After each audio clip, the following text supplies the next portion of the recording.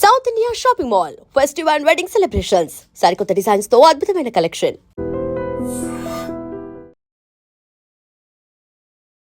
Hi hello నమస్తే, welcome back to our channel. నేను మీ వైషు. భార్యకి విడాకులు ఇచ్చాడు అని చెప్పేసి కన్న తల్లి పాలాభిషేకం చేసింది ఆ కొడుక్కి.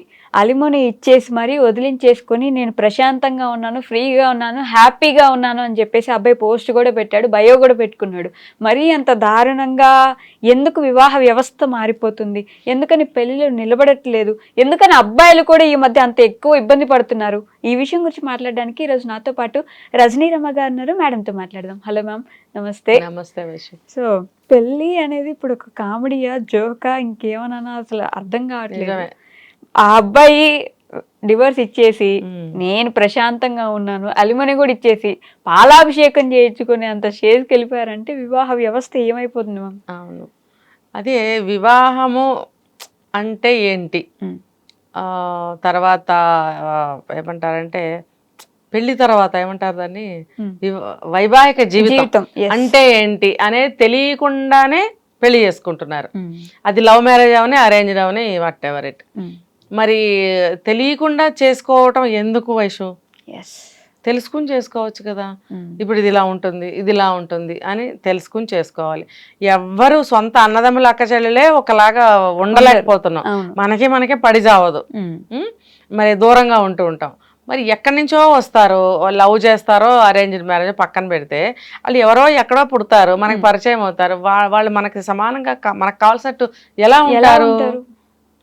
మరి అది దానికి లవ్ అని ఎట్లా లవ్ చేస్తారు? యాక్సెప్టెన్సీ అక్కడ లేనప్పుడు ఎట్లా లవ్ చేస్తారు? సరే, చేసుకున్న తర్వాత ఏమనుకోవాలి? నేను యాక్సెప్ట్ చేశాను కాబట్టి పెళ్ళైన తర్వాత కూడా సర్దుకుపోవాలని ఇద్దరు అనుకోవాలి కదా. ఇప్పుడు ఈ ప్రజెంట్ సిచ్యువేషన్లో సర్దుకుపోండి అని చెప్పే పరిస్థితే లేదు. పోండ్రా మీ ఇష్టం వచ్చినట్టు అని చెప్పాలనిపిస్తుంది. ఇప్పుడు పెళ్లి చేసుకుని ఆ అభిప్రాయాలు మంచిగా ఉన్నవాళ్ళు చేసుకుని బాగుపడి మంచిగా జీవితం సాగించే వాళ్ళు ఎటు సాగిస్తారు. ఇలాంటి వాళ్ళని ఎంత చెప్పి ఎంత చేసినా మారటం లేదు. మారమనే కదా చెప్తున్నాము. ఇప్పుడు ఆ భార్యతో బాధలు వచ్చి వీళ్ళు విడాకులు ఇవ్వడమా ఆత్మహత్యలు చేసుకోవడమా చేస్తున్నారు. అమ్మాయిలు కూడా అంతే చేస్తున్నారు. విడాకులు ఇవ్వడమా ఆత్మహత్యలు చేసుకోవడం, లేదా అక్రమ సంబంధాలు పెట్టుకుని చంపేయడమా. మొన్న కూడా ఒక అబ్బాయి ఇలానే చచ్చిపోయాడు, నా భార్య వేధింపులు తట్టుకోలేకపోతున్నాను. అవును, ఈ గడ్డం రాజు ఫోక్ సింగర్. అంటే లోతుకి వెళ్ళామనుకో ఆ బోల్డన్ నిజాలు బయటకు వస్తాయి. ఎవరిది కరెక్ట్, రెండు కరెక్ట్ అనిపిస్తుంది. అప్పుడు ఎవరిది కరెక్ట్ నిర్ణయించలేని పరిస్థితి. కాకపోతే అక్కడ ఏదో ఒక బాధ అనేది ఒకటి ఖచ్చితంగా ఉందనేది మాత్రం తెలుస్తుంది మనకి.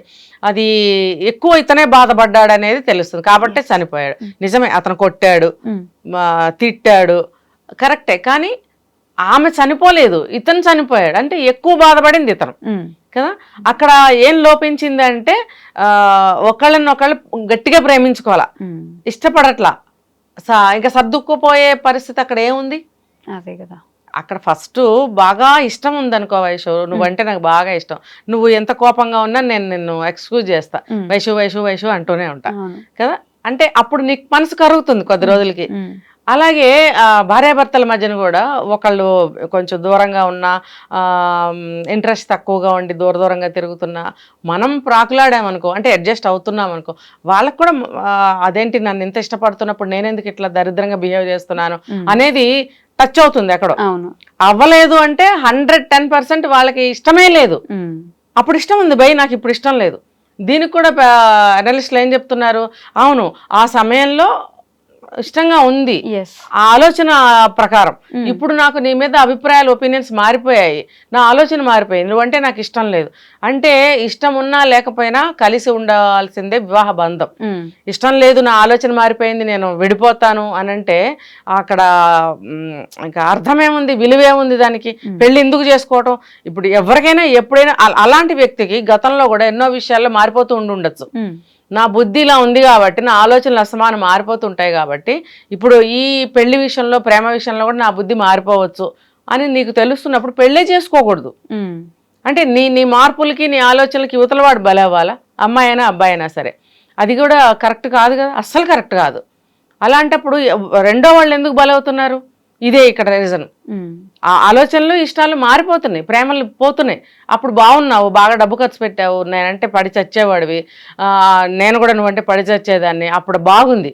ఇప్పుడు పెళ్లి చేసుకుని ఇక్కడికి వచ్చిన తర్వాత ఉద్యోగానికి పరిగెట్టాలి, ఇంట్లో పని ఉంది, అది కూడా ఇద్దరం షేర్ చేసుకోవాలంటే అతనేం ఫీల్ అవుతాడో, లేకపోతే మొత్తం నువ్వే చేయి అంటే భార్య ఏం ఫీల్ అవుతుందో అనుకుని చేయలేక చేసి చేయలేక ఆ ద్వైదీభావంలో కొట్టుకులాడుతూ చివరికి ఈగోస్ని చంపుకోలేక చెయ్యొచ్చుగా అని ఈవిడ ఎంతవరకు చేయాలి లేకపోతే నేను ఎందుకు చేయాలని ఇతను ఇలా అనుకున్నప్పుడు ఇష్టాలు ప్రేమలు కూడా తగ్గిపోతాయి. అంటే ముఖ్యంగా ఆడపిల్లల విషయం నేను మాట్లాడాల్సి వస్తే చచ్చే వరకు మొగుడు బానిసగా ఉండి ఊడిగాలు చేస్తేనే ఏమన్నా ఒక చూపుతో ఇలా చూస్తారేమో, అది అస్సలు కరెక్ట్ కాదు కదమ్మా. అలా ఎందుకు ఉంటాడు? ఒక అమ్మ కన్న బిడ్డ అతను కూడా, అతనికి ఒక గారాబం, ఒక ముద్దు, ఒక ఇది అంతా ఉంటుంది. నిన్ను చేసుకున్న తర్వాత అన్ని నేర్చుకుని అన్ని చేస్తున్నాడు, ఇంకా ఏదో చేయాలంటే ఎట్లా కుదురుతుంది? ఓకే, అలా ఒకటైతే తల్లి చాటు కొడుకు మమ్మాస్ బాయ్ కాబట్టి ఆవిడ చెప్పినట్టే వింటుంటాడు, నేనేం చెప్పినా చేయట్లేదు, మొత్తం ఆవిడకే సపోర్ట్ చేస్తాడు అనే వైపు ఉంటారు. అది కూడా ఇప్పుడు పరిస్థితుల ప్రకారం అయితే తప్పే. ఒకప్పుడైతే తప్పు కాదు, అమ్మ నాన్న ఏం చెప్తే అది వినేవాళ్ళు భార్య విషయంలో కూడా. ఎందుకంటే వాళ్ళు కరెక్ట్ గా జడ్జి చేసేవారు. అరే ఆ అమ్మాయి ఏదో తేడాగా ఉందిరా, అమ్మాయితో ఇలా ఉండి అలా ఉండి. ఇప్పుడు ఎంత తేడాగా ఉన్నా చెప్పే రోజులు కావు కాబట్టి అమ్మా నాన్న కూడా నోరు మూసుకుంటున్నారు. అప్పుడు ఏమవుతుందంటే మొత్తం తనే భరించే పరిస్థితి, ఆ డెసిషన్ తీసుకోలేకపోతాడు, చివరికి భరించలేక ఆత్మహత్యలు చేసుకుంటున్నారు. కాబట్టి ఇప్పుడు పాలాభిషేకం అంటుంటే ఇక్కడ అతని కొంతమంది అబ్బాయిలు కానీ అమ్మాయిలు కానీ తెలివిగా ప్రవర్తిస్తున్నారు. ఇప్పుడు మనం ప్రతిసారి మొత్తుకుంటున్నాం, ఒకళ్ళ కోసం మనం చావాల్సిన పని లేదు, జీవితం నరకం చేసుకోవటమో జీవితాన్ని ఇంకోటి చేసుకోవటమో అవసరం లేదు అసలు అని కొంతమంది ఆలోచిస్తున్నారు. ఆ క్రమంలోనే ఈ అబ్బాయి విడాకులు అంటే ఈజీగా ఇస్తున్నారు కదా, అవి ఈజీగా విడాకులు తీసేసుకున్నారు, ఆమెకి మెయింటెనెన్స్ అంతా ఇచ్చేసాడు. ఇంకా ఏంటంటే హారతి బట్టి పంపమ్మ అంటారు కదా, ఆ లెవెల్లో ఈ అబ్బాయి ఏం చేశాడు, 12 తులాలు బంగారం, అంటే 12 తులాలు బంగారం అంటే దగ్గర దగ్గర అది 14-15 లక్షలు అవుతుంది. ఆర్నమెంట్స్ ఏవో తయారు చేసి చేయించి ఇచ్చాడు, 18 లక్షలు మనీ కూడా ఇచ్చాడు మెయింటెనెన్స్ కి, హాయిగా వదిలించుకున్నాడు. ఇప్పుడు ఏంటంటే ఎంత అడిగితే అంత ఇచ్చేయటం అనేది ఒకటి, ఇంకొంచెం ఎక్స్ట్రా వడ్డీ చేసి మొహాన్ని కొట్టడం అనేది ఒకటి. ఈ అబ్బాయి మేబీ సెకండ్ చేసి ఉంటాడు. చేసి నువ్వు హాయిగా వెళ్ళమ్మా, నీ బ్రతుకు నువ్వు బ్రతుకు, నా నుంచి నరకం తప్పించుకో, హాయిగా మంచిగా పంపించేశాడు. ఎలా అనిపిస్తుంది అంటే వయసు ఏం చేశాడు అనేది ఇక్కడ ఇంపార్టెంట్ కాదు, ఆ మానసికమైనటువంటి ఆ విడుదల ఉంటుంది చూసావా, అమ్మో దానికి ఎన్ని మాటలు సరిపోవు చెప్పడానికి. ఆ స్వేచ్ఛ గురించి చెప్పాలంటే మాటలు సరిపోవు. అబ్బాయే కదా అమ్మాయి అయినా సరే ఒక బాధ నుంచి, ఒక టార్చర్ నుంచి, ఒక కష్టం నుంచి బయట పడిన తర్వాత వచ్చే రిలీఫ్ అనేది దానికి ఏ మాటల్లోనూ చెప్పలేం. దానికి ఇదిగా అతను ఏం చేశాడంటే పాలాభిషేకం, వాళ్ళ అమ్మ శని వదిలిందిరా, దరిద్రం వదిలిందిరా అంటే ఇప్పుడు సంప్రోక్షణ అంటారు. ఇప్పుడు గుడిలో అమ్మవార్లకు కానీ స్వామిలకు కానీ దేవుళ్ళకి పాలతో అభిషేకం ఎందుకు చేస్తారు?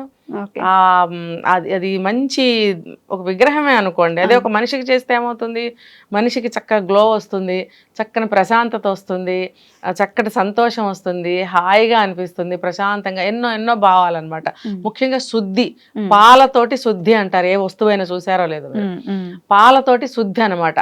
సో ఈ అబ్బాయికి పాలాభిషేకం చేసి శుద్ధి చేసి ఆ అబ్బాయిని హాయిగా మళ్ళీ ఒక అప్పుడే పుట్టిన అబ్బాయిల కొత్త బట్టలు, కొత్త బూట్లు, కొత్త గొలుసులు వేసి ఆనందంగా పునర్జన్మ అనమాట, పునర్జన్మ పొందినంత భావన వాళ్ళు పొందారు. కొడుకు పడ్డ టార్చరు నిజంగా తండ్రేమో కానీ తల్లికి బాగా తెలుస్తుంది. అందుకని ఏదైనా చెప్పినా లొంగినా తల్లే చూడండి, తండ్రి అనేవాడు అట్లా ఉంటాడు స్తబ్దుగా, తల్లి ఎక్కువగా ఎమోషనల్ గా ఫీల్ అవుతుంది, ఎందుకంటే దగ్గరగా ఉంటుంది కాబట్టి తల్లి బంధం తల్లికే తెలుస్తుంది. ఆ ఎంతైతే అతను బాధపడ్డాడో అంత బాధ సమానంగా తల్లి మాత్రమే పడగలుగుతుంది. సో అందుకనే ఆ తల్లి పాలాభిషేకం చేసి ఆ అబ్బాయికి మళ్ళీ పునర్జన్మ. ఆ అబ్బాయి కూడా సింగిల్ హూ కుష్ హూ హ్యాపీ హూ.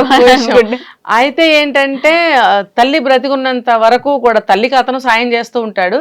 తల్లి చేతి ముద్ద తింటే ఉన్న సంతృప్తి, ఆనందం, ప్రశాంతత, స్వేచ్ఛ ఇంకా ఎక్కడా ఉండవు అన్నమాట. అంతే. నీడ్స్ ఏమన్నా ఉంటే అవి నీడ్స్ ఎట్లయినా తీరుతాయి అనే ఆలోచనకు వస్తున్నారు. అంటే ఇప్పుడు అర్థం చేసుకోవాలి అమ్మాయిలన్నా అబ్బాయిలన్నా, రేపొద్దున పెద్ద వయసులో మా జీవితాలు ఏంటి, మా బ్రతుకులేంటి, ఒక తోడు నీడ అని ఎందుకు చెప్పారు, పెళ్ళి ఎందుకు చేస్తున్నారని ఇప్పటికైనా అర్థం చేసుకున్నట్టయితే ఇలాంటి ఆలోచనలకు పోరు. అంటే విడాకులు ఇవ్వాలి, మొగుడిని హింస పెట్టాలి, పెళ్ళాన్ని హింస పెట్టాలి అనే వాటికి దూరంగా ఉండి సర్దుకుపోవడము, ప్రేమించడం అనేవి నేర్చుకోవాలి. Okay ma'am, thank you.